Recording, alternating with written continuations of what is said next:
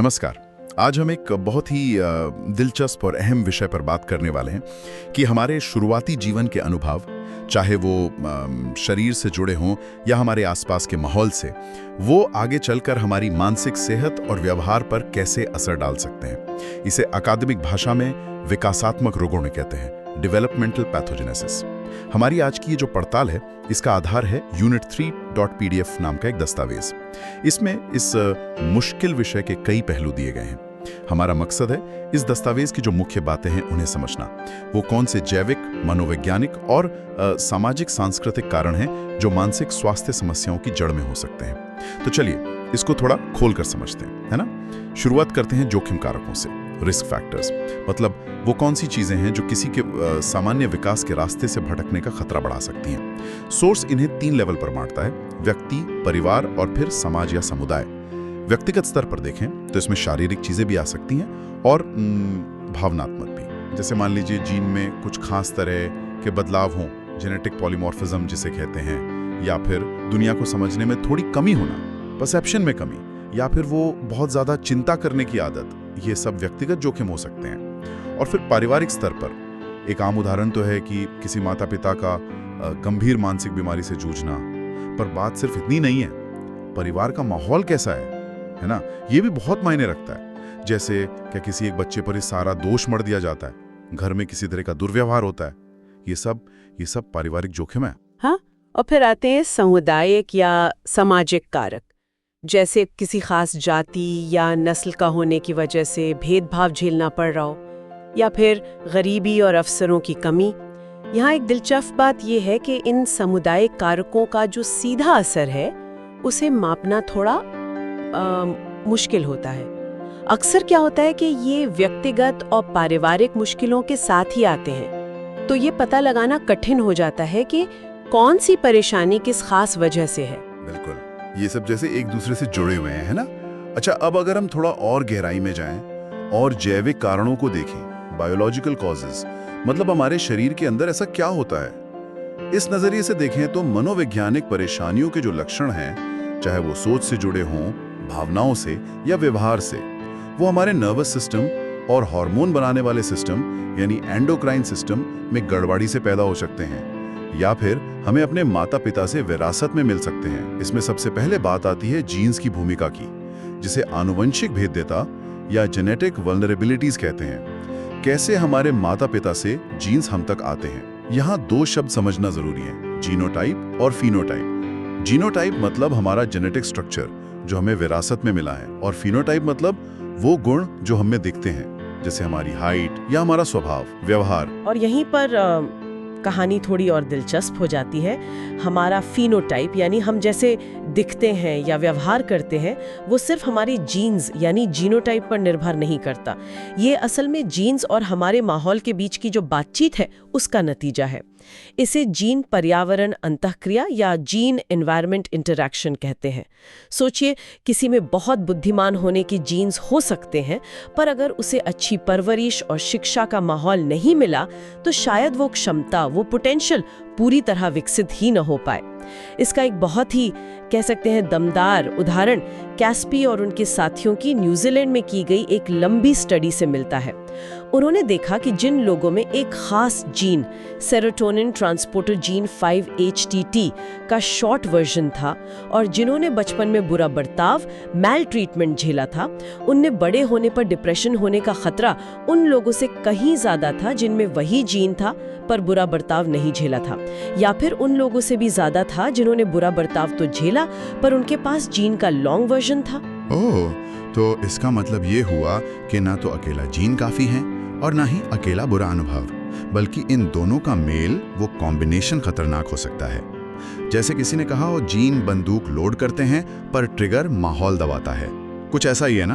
बिल्कुल सही, आपने बहुत अच्छा कहा। और कई दूसरी स्टडीज भी हैं, जैसे कैडोरेट वगैरह की, जो गोद लिए बच्चों पर रिसर्च थी, वो भी इसी जीन और माहौल की मिलीजुली भूमिका की तरफ इशारा करती हैं। यहाँ सबसे जरूरी बात ये समझनी है कि मानसिक परेशानियां जो हैं वो फिनोटाइप की गड़बड़ियां हैं, जीनोटाइप की नहीं। मतलब हमें विरासत में सीधे सीधे बीमारी नहीं मिलती, बल्कि उसकी तरफ एक झुकाव, एक संभावना मिलती है जिसे प्रीडिस्पोजिशन या डायथेसिस कहते हैं। अब वो झुकाव असलियत बनेगा या नहीं, ये बहुत हद तक हमारे अनुभवों और हमारे माहौल पर निर्भर करता है। जीन्स के अलावा हमारे शरीर का एक और सिस्टम है जो बहुत अहम है, न्यूरो एंडोक्राइन सिस्टम। खासकर इसमें HPA अक्ष। ये सुनने में शायद थोड़ा भारी लगे, पर आसान भाषा में ये हमारे शरीर का स्ट्रेस रिस्पॉन्स सिस्टम है, तनाव से निपटने का सिस्टम। हाँ, होता ये है कि जब हम तनाव महसूस करते हैं, स्ट्रेस में होते हैं, तो हमारा दिमाग, खासकर हाइपोथैलेमस, एक सिग्नल भेजता है।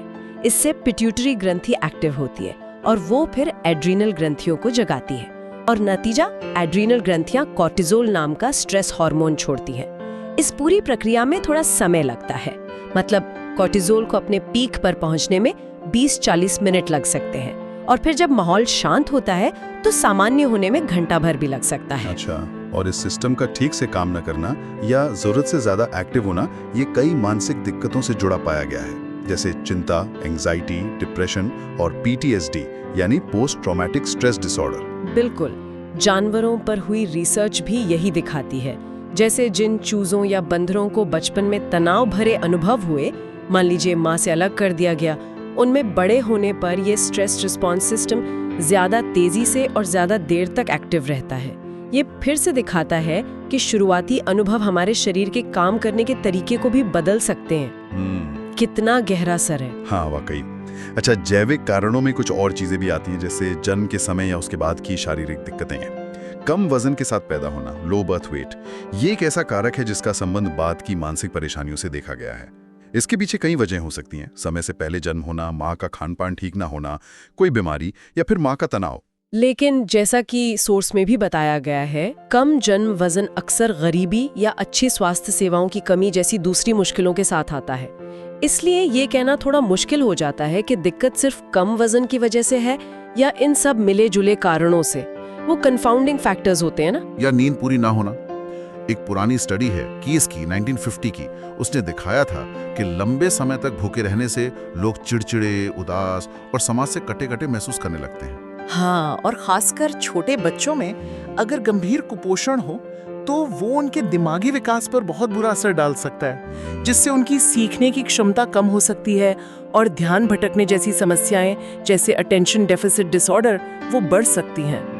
और हाँ, एक और बात, हमारे आसपास कितनी उत्तेजना है, स्टिमुलेशन, ये भी मायने रखता है। दिमागी विकास के लिए सही मात्रा में उत्तेजना जरूरी है। बहुत कम हो तो दिक्कत, लेकिन जरूरत से ज्यादा हो, जिसे सेंसरी ओवरलोड कहते हैं, तो वो भी नुकसानदेह हो सकता है। हर किसी के लिए इसका एक सही, एक ऑप्टिमल लेवल होता है। चलिए अब जैविक दायरे से थोड़ा निकलकर मनोवैज्ञानिक और सामाजिक कारणों पर आते हैं। साइकोसोशल कॉजेज, ये हमारे रिश्तों, अनुभवों और समाज के असर पर ध्यान देते हैं। एक बड़ा मुद्दा है बचपन में माता पिता से जरूरी प्यार और देखभाल न मिलना या उनसे अलग हो जाना। कुछ बच्चे अनाथ आश्रम जैसी जगहों पर पलते हैं, इंस्टीट्यूशंस में, जहां शायद घर जैसा माहौल, वो गर्मजोशी, प्यार और ध्यान कम मिलता है। सोर्स कहता है कि ऐसे अनुभव व्यक्तित्व के विकास में रुकावट डाल सकते हैं। हाँ, पर ये सिर्फ संस्थानों की ही बात नहीं है। घर पर भी अगर बच्चे की उपेक्षा होती है, उसे नकारा जाता है, चाहे वो शारीरिक अनदेखी हो या प्यार न जताना या उसकी बातों में, उसकी एक्टिविटीज में दिलचस्पी न लेना, तो ये भी बहुत हानिकारक है। जॉन बॉल्बी जैसे मनोवैज्ञानिकों ने बताया है कि माता पिता से लंबा अलगाव, जैसे मान लीजिए बच्चा लंबे समय तक अस्पताल में भर्ती रहा, तो वो बच्चे में गहरी असुरक्षा पैदा कर सकता है और इसका असर बड़े होने तक रह सकता है, खासकर तनाव झेलने की क्षमता पर। और जो बच्चे दुर्व्यवहार झेलते हैं, उनमें अक्सर अपने देखभाल करने वालों के साथ एक अजीब किस्म का असुरक्षित रिश्ता बन जाता है, जिसे अटिपिकल अटैचमेंट कहते हैं। बचपन के बुरे अनुभव, जिन्हें मानसिक आघात या साइकिक ट्रॉमा कहा जाता है, वो भी गहरा असर छोड़ सकते हैं। ये ऐसे अनुभव होते हैं जो मन पर चोट पहुंचाते हैं और व्यक्ति को भविष्य के तनावों के प्रति ज्यादा संवेदनशील, ज्यादा वल्नरेबल बना सकते हैं। और माता पिता की अपनी मानसिक समस्याएं, वो भी बच्चों के लिए जोखिम भरी हो सकती हैं, है ना?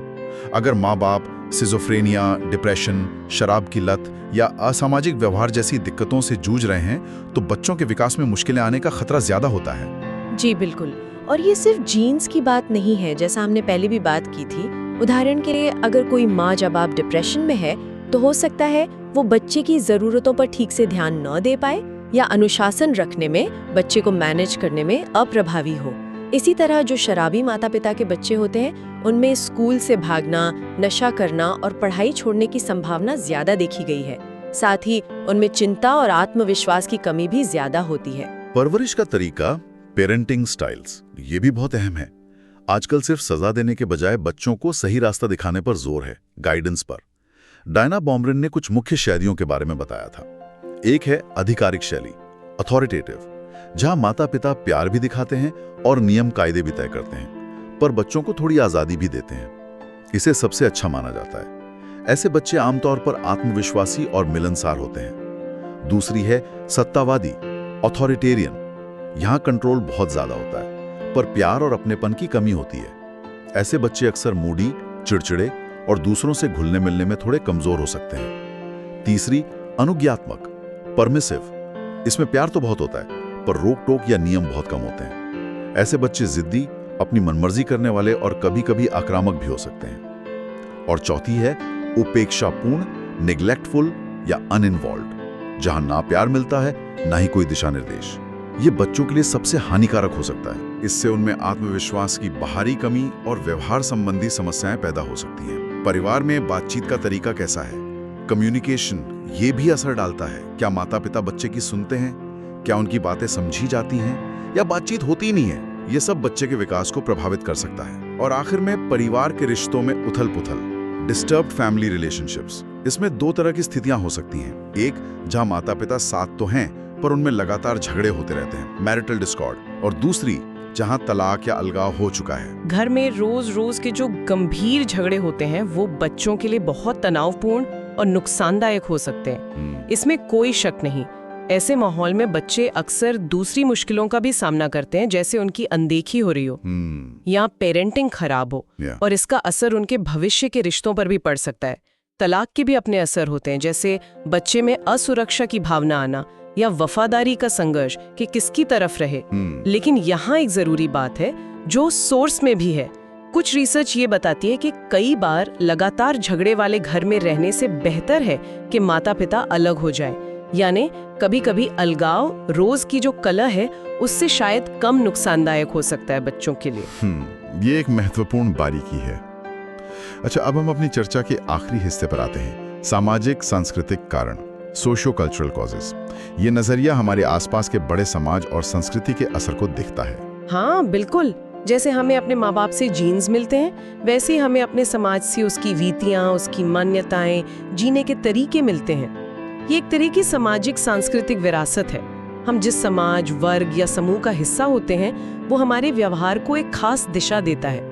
हमारी जो सामाजिक भूमिकाएं हैं, जैसे एक छात्र होना या एक कर्मचारी होना या माता पिता बनना, ये भी हमारे व्यवहार को प्रभावित करती हैं। और अगर इन भूमिकाओं में टकराव हो या कोई अपनी भूमिका ठीक से ना निभा पाए, तो भी विकास में दिक्कत आ सकती है। सोर्स बताता है कि कुछ सामाजिक आर्थिक कारक भी मानसिक स्वास्थ्य पर असर डालते हैं। खासकर गरीबी या निम्न सामाजिक आर्थिक स्थिति, लो SES, और मानसिक परेशानियों के बीच एक मजबूत रिश्ता देखा गया है। एक स्टडी का जिक्र है केस्लर की। उसके मुताबिक सबसे गरीब तबके में असामाजिक व्यक्तित्व विकार, एंटी सोशल पर्सनालिटी डिसऑर्डर, सबसे अमीर तबके की तुलना में 3 गुना ज्यादा पाया गया, और डिप्रेशन भी करीब 1.5 गुना ज्यादा। ये तो काफी बड़ा अंतर है। हाँ, ये आंकड़े चौंकाने वाले हैं। और कभी-कभी तो समाज खुद ही लोगों को ऐसी भूमिकाएं निभाने को कहता है जो तनावपूर्ण या नुकसानदेह हो सकती है। जैसे सैनिकों को युद्ध में लड़ने और मारने के लिए भेजा जाता है।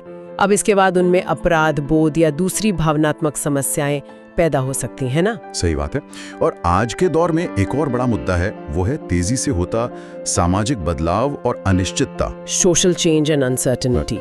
हमारी जिंदगी के हर पहलू में, शिक्षा, नौकरी, परिवार, हमारे मूल्य, इतनी तेजी से बदलाव आ रहा है कि उसके साथ तालमेल बिठाना ही अपने आप में एक बड़ा तनाव बन गया है। बिल्कुल। और जैसा कि मार्टिन सेलिगमन ने भी कहा है, जब हमें लगता है कि हमारी कोशिशें, हमारे समाधान वो नई या और भी बुरी समस्याएं पैदा कर रहे हैं, तो हम लाचार और निराश महसूस करने लगते हैं, हेल्पलेसनेस। और ऐसी लाचारी की भावना हमें तनावपूर्ण घटनाओं के प्रति ज्यादा संवेदनशील बना सकती है और असामान्य प्रतिक्रियाओं का रास्ता खोल सकती है। तो इन सब बातों का निचोड़ क्या है? मतलब what does this all mean? हमने देखा कि किसी व्यक्ति के विकास का रास्ता, उसका डेवलपमेंटल पाथ बहुत सारी चीज़ों पर निर्भर करता है। ये एक जटिल जाल है जिसमें जैविक कारक यानी हमारे जीन्स, हमारा स्ट्रेस सिस्टम, मनोवैज्ञानिक कारक यानी जैसे बचपन के अनुभव, परिवार के रिश्ते, परवरिश का तरीका, और सामाजिक सांस्कृतिक कारक जैसे गरीबी, सामाजिक भूमिकाएं, समाज में बदलाव, ये सब आपस में उलझे हुए हैं और एक दूसरे पर असर डालते हैं। हाँ, और ये समझना बहुत जरूरी है कि शायद ही कभी कोई एक अकेली वजह होती है। रेयरली कोई सिंगल कॉज होता है। अक्सर ये अलग अलग स्तरों पर मौजूद कई जोखिमों और कुछ हद तक सुरक्षा देने वाले कारकों का, प्रोटेक्टिव फैक्टर्स का मिला जुला नतीजा होता है। और वो जीन पर्यावरण की बातचीत का जो मुद्दा है, वो इस पूरी चर्चा में बार बार सामने आया है, जो ये दिखाता है कि हमारी अंदरूनी बनावट, हमारी बायोलॉजिकल प्रीडिस्पोजिशंस और बाहरी दुनिया के अनुभव ये मिलकर ही तय करते हैं कि हम कैसे बनेंगे और कैसा महसूस करेंगे। बिल्कुल। और जाते जाते एक सवाल सोचने के लिए छोड़ जाते हैं कि इतने सारे जोखिमों और मुश्किलों के बावजूद कुछ लोग जो बहुत कठिन परिस्थितियों से गुजरते हैं, वो न सिर्फ टिके रहते हैं बल्कि कामयाब भी होते हैं, फलते फूलते हैं। आखिर ये लचीलापन, ये रेजिलियंस आता कहाँ से है? इस पर सोचना शायद हमें इंसान की हिम्मत और संभावनाओं के बारे में कुछ नया सिखा सकता है।